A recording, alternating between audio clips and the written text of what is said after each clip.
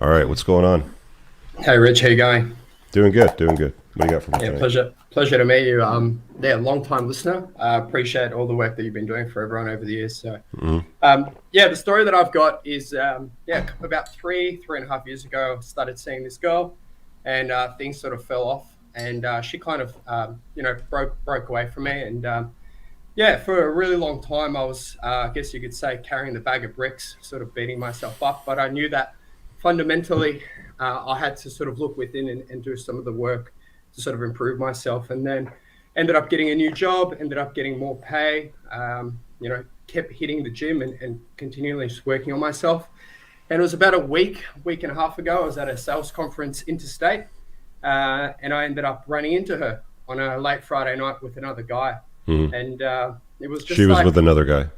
yeah, she was with another guy. And it was Hmm. like, it was this kind of moment that I was like, I can't believe that I like punished myself for so long because of this woman.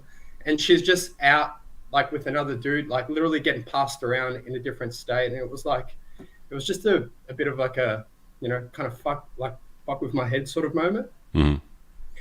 And yeah, I guess like, talking about on the subject, it was like I complicated my life for so long, beating myself up over it and sort of pointing the finger at myself, thinking that there was something wrong with me. Where in reality, like she's 33, like literally getting passed around. It's like kind of like public property almost. Look, man, I've seen it happen in the course of 24 hours. I've seen women move from being intimate with me to another dude within a course of 24 hours. No shame whatsoever. Completely try to hide it. Even if it's exposed, doesn't matter. I'm a woman, so I get away with whatever I want. It's just like who cares? Like to the point of the show on complicating life and justifying why. Again, there's a lot of people that spend a lot of time with, oh, well, she does it because of this, that, and the other thing. And it's like the whole thing with the dog shit, right? What kind of Yeah. relationship does the dog have with the owner? How old is the dog? What's the breed? What did they have for dinner for last night? All that stuff doesn't matter. It's shit. Same thing with her. It's shit. Okay. You don't need to deal with that. And then there's other people to be like, well, you have to work on your inside and this, that, and the other thing. And you've probably got this problem. They try to like convince you that you're fucked up. And the truth of the matter is, you probably aren't, right? You're probably just spending too much of your time, resources, and energy focused on one nightmare of a chick because you have an unhealthy attachment to her because you didn't have better options. Okay, maybe things were going your way at work, and you're not like the best version of yourself at your age group, in your demographic, in your city, making the kind of money that you should be making. You're not seeing red flags when they come at you. You invite them into your life instead of repelling them, right? Very simple, basic concepts. And if you just sanitize away all the nonsense and you distill it, like one of the things that I find interesting, now that my book's been out, is it's a 200 pager. It's less than 5 hours on Audible. I've basically taken everything that I saw was the most useful information that I came across on my end personally, and as a collection of note taking with all the guys that I was dealing with on consults one on one. And I distilled it all down and I sanitized all the shit off it, like all the fucking fillers that you hear, especially in the Mano Swamp a lot, a lot of these guys. And I just Yeah. got rid of all the junk and I sanitized it down to the best stuff. And I think that's why the book is doing, so many favors for so many guys today. It's because it's simplified. And if I were to do a revised update on it, I would probably simplify it even further, right? I mean, the follow-up Yeah. book that I'm going to do to it is going to be very, very similar to that one as well. Like whatever concepts that I'm going to talk about, it's not going to be complicated. It's going to be simplified to the fucking point on the most important stuff that you need. And it's the same thing with your life as a guy. I mean, if you want to live your life as an unplugged alpha and like really, have the best experience that you possibly can. I mean, like you talk about like these things like Maslow's hierarchy of needs, right? With the top being the self-actualization sort of thing. A Yeah. self-actualized man, an unplugged man, if you will, does not complicate his life unnecessarily with, things that are going to throw him off his, trajectory, right? Yeah. Let's just Yeah. just move on. And just like another compliment to your book is your Clips channel. Funny sort of story. My brother, I have a younger brother, and I try to sort of be that older brother, kind of influence him. And Hmm. he notices that I listen to you a lot. And probably about a year ago, he was sort of making fun of me. He's like, "Why do you listen to this bearded guy on the internet?" And I'm like, "Dude, Hmm. he's an older guy. Like he's kind of has the experience. Like." give it a chance. And would you believe it? Like a couple of months ago, he'll be sending me a text message with like a link to like one of your clips or stuff like that. So it's slowly like kind of sinks into him as well, like kind of having that mentality. So yeah, A lot of guys it's good struggle to see. with new information that frees them, It's right? overwhelming at times. Like this, Because the because red pill can society be is a overwhelming. female first primary social order that's designed to protect women and use men basically. Men are disposable, women are protected. So when men start hearing things about putting themselves first and maybe shining a light on specific traits about female nature that aren't particularly flattering, they resist. Like I had a conversation with a good friend over the weekend about his relationship with his father, and his old man struggles with the newfound reality that he lives within.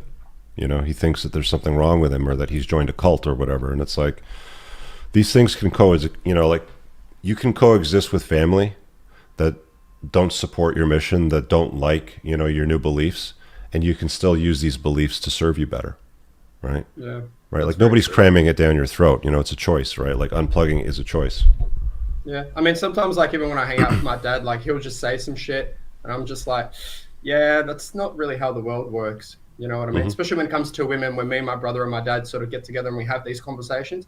My Hmm. dad is very blue pilled, right? But he's a good man. He raised us both really, really well. But when we're having these kind of man to man talks regarding like women and like life stuff, like my dad will just say some shit, and like even my brother will look at me. Like my brother's a bit of a blue pilled alpha, I think.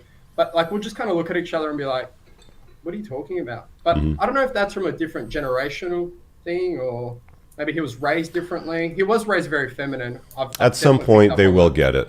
At some point, they will get it. The teacher will always appear when a student becomes ready, and Yeah. for most guys, it's after chaos. They have to experience chaos. There has to be some kind of like Nicholas Taleb. I can't remember his full name, but he wrote the book Anti-Fragile, and he talks about black swan events, sort of thing. It's like Like the COVID. thing. What's that? Like COVID. Yeah, kind of like COVID, but I mean, like, to the point of like, for most men personally, a black swan event, for a guy would be, I'll just use my example. You overly invest into a relationship where she sees you as a utility and you've cucked yourself raising another man's children. I made that stupid mistake, right? And it's like all of a sudden now, you're dealing in a black swan event where, the chick that you invest all your time and resources in her and her kids is now porking some other guy because you have a disagreement, right?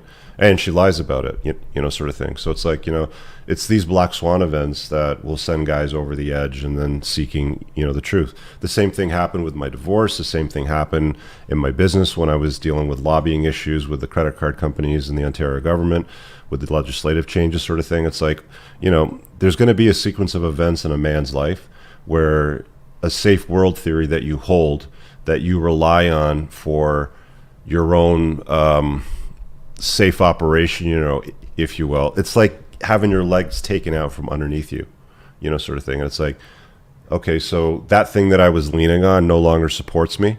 Now I'm on the fucking ground. What happened? Because I completely invested in that belief, right? And that's kind of like the black swan event that I was like, mentioning earlier.